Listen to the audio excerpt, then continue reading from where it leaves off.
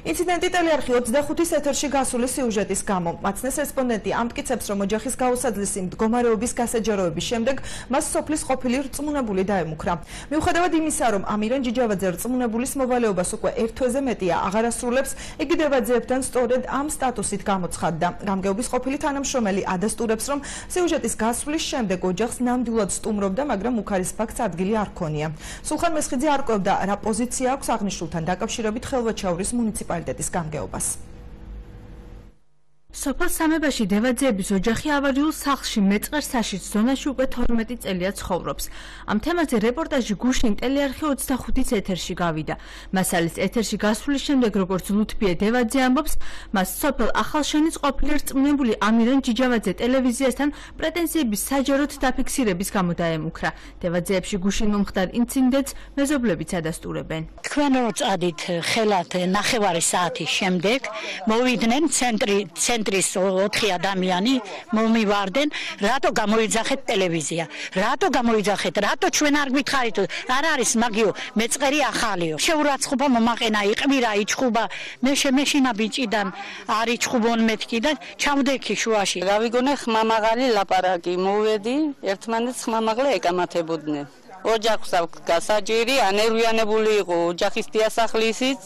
იგინიც თემაზე ეკამათებოდა და ვინ? კამათობდნენ იმ თემაზე, რომ რატო ტელევიზია მოვიდა. ის რომ სიუჟეტის გასვლის შემდეგ დევაძეებთან ახალშენის ყოფილი რწმუნებული იმყოფებოდა, ამას გამგებლის მოქმედი წარმომადგენელი დავით ევგენიძეც ადასტურებს.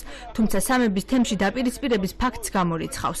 რა სტატუსით მივიდა დევაძეებთან ამირან ჯიჯავაძე, იგი არ აკონკრეტებს. ყოფილა ის ჯიჯავაძე ახლა რატო იყო ოჯახში ჯიჯავაძე?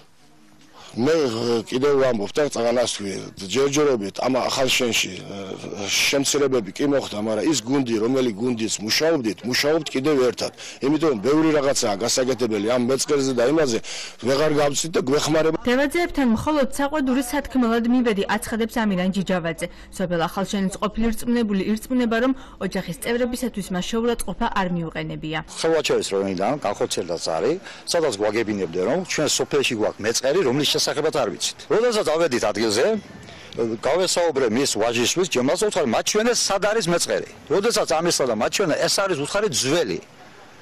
ამაზე რაღაცა ქალბატონი არ ვიცი, ნერვიულებული იყო რა იყო, არავინ არ გვეხმარება და ეს 100-იან მე უთხარი 5-6 წელიწად მეტიცა. всё ეს იყო ტელევიზიაზე რო იძახებდი ჩვენ ხომ და ვიცოდეთ, რომ შენ პრობლემა გაქვს ტელევიზიას გამოძახებით წყდება პრობლემა.